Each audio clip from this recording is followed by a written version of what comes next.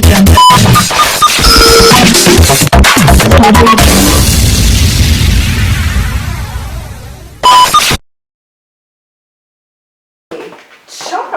and Max. Charles. It's listen, Charlie. Guys, it's Charlie. I'm trying to learn how to say that. Charlie. Yeah, Charlie. It's Charlie. It's spelled phonetically, but it's just Charlie. But we'll just say Charlie. Like Charlie Murphy. You know Charlie Murphy? No. That's Eddie Murphy's brother. Oh, okay. I think he's funnier than you know. Charlie bit my finger. You know? I do know Charlie bit my finger. Okay. Listen, guys. Recently I've heard you say things like a deferred dream, dream expedited, coming back, we had to put it on hold, you know, that kind of thing, kind of giving that sense of coming back. And that's what's going on right now. But what I'd like you to do is take us back for a minute. Take us back to then. What were you doing? That was a time for Charlie Dark, Maximilian, and were you together right from the start? Was it the two of you right at the very beginning? And was it kind of a spontaneous combustion? Or were you like working at it, and then something happened? Tell us a little bit about that time.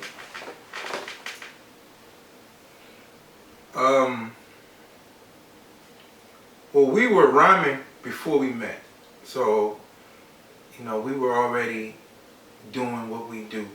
And what do you mean by that? That was when you were 18, 14. What were you rhyming? Were you walking down the school halls, kind of in your head, rhyming? What was rhyming?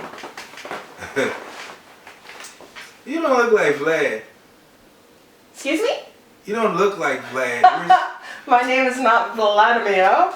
We're supposed to... I thought we were going to sit with Vlad. They said we was doing Vlad TV.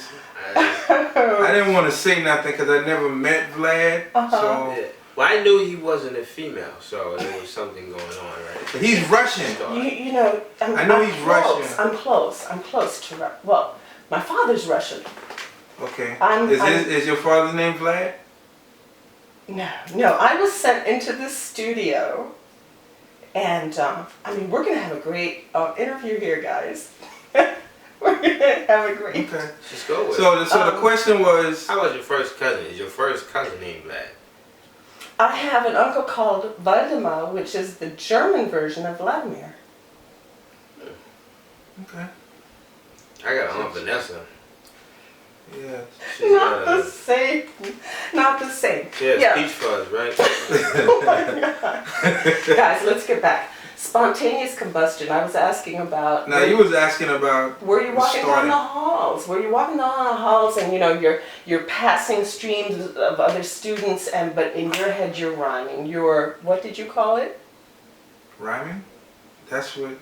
Is that what you called it? Yeah, rapping. Okay. If rapping is rhyme. Mm-hmm. So you really don't know anything about rap either. Dear. So you're not Vlad. I'm not Vlad. You don't know. So this is going to be like an education. Sure, it'll be a sharing of information, but I mean, I've been out there a little bit. I had some exposures, but we'll get onto that. But well, I could explain it. Okay, so I've been rhyming since like maybe 13, 14. That's right. Mm-hmm. And it came just from just watching it. When the first hip hop records was made, I was in elementary school actually. That's kind of going to date me. That's cool. And I fell in love with it. So I fell in love with it like very early. So and just hip hop in general, the hip hop culture. So I rhyme and I break dance and I kind of did graffiti. I DJ'd a little later once I met my DJ now, Corey B. Once I met him, started DJing. So I kind of dabbled in all aspects of the hip hop culture, but the rhyming is what really got me. I started, like I said, as a preteen. Once I got to high school, I really got serious about it, and I started studying it and just rhyming. And how do you study? How do you study rap? Listening. I mean, how do you study music? How do you study anything? Is you watch what's out there. You watch the predecessors. So when I was in high school and when I really got serious, then it's like the Eric B. and Rakim days and LL Cool J. Actually, that's the first person Run DMC, LL Cool J. Those are the first people that like really inspired me to I can do this and I want to do that. And you know, you just listening to the vernacular, listening to, it's just like with anything. And during that time, a lot of kids wanted to rhyme, but the thing with me, and you know, I'm in one side of town, he's in another side of town, just a few years between us, but the same thing is going on because... You still didn't know each other at this time? No, I'm from downtown, he's from Somerville, so... Okay, and we're talking Charleston, South Carolina. So, just watching it, and we're both doing that in different areas. And, you just start writing your rhymes, and then you get a little better. You know, you're writing. Maybe at first the only person I rhymed to was my little brother, and I would write rhymes for me and him. And then, you know, I got a group, and then I started rhyming, and then I recognized that I'm nicer than these kids. So there's battling in nicer? school. What do you mean by nicer? Better with wording or kinder? I mean, really, we're yeah, nice is I'm good at it. Okay. So we're gonna bring you up to speed. Give me a minute.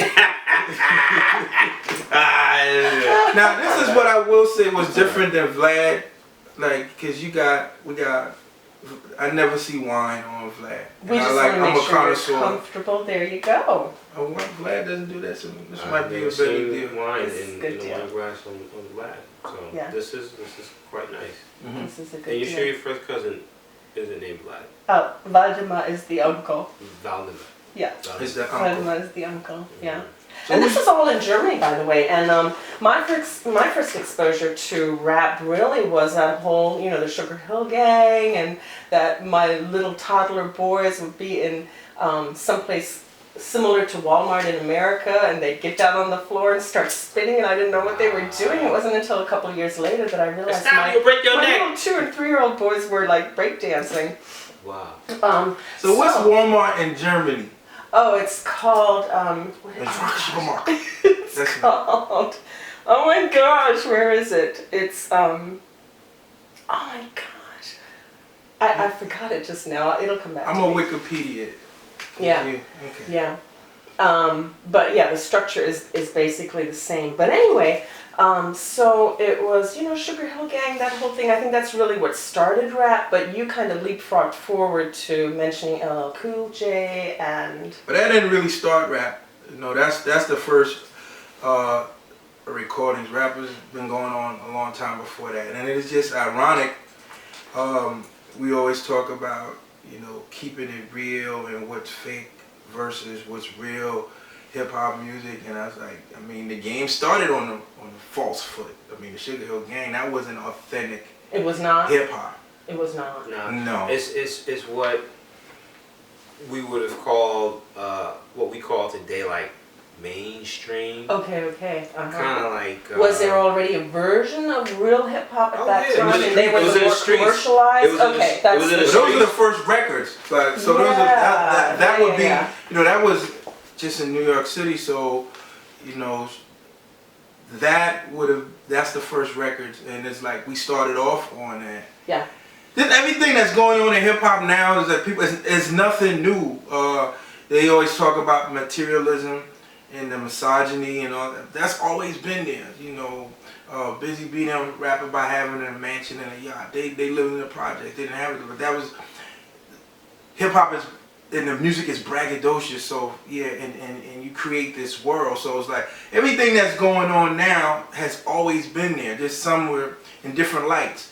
And the game started as far as recorded hip hop on the wrong foot because it was a group that was put together. They weren't really MCs, and so for the rest of the world, most of us, our initiation into hip hop music, unless you were in New York City at the time, was false. And but of course the truth always rise, cream always rise to the top. So eventually the real MCs started to be the ones that get the record deals, and And even back then, when that started happening, you could go to the record store and go to buy a record, and 9 times out of 10 you're gonna like it's gonna be good, because at that point you didn't get a record deal unless you were good. And then other things come into play. And no longer needing to be commercial, but good.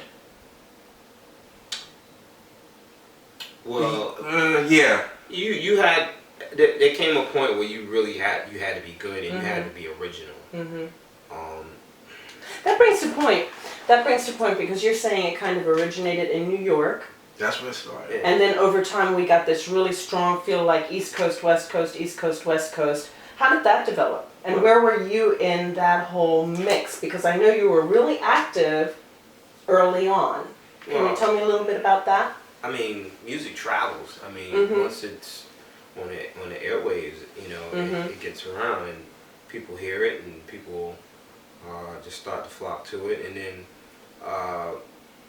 everyone starts to try and do their own version, and it becomes regional. So yes. Then when it gets to the West Coast, then they bring in their slang, their way of life. Yes. Their lifestyle through the music. Same as for the South.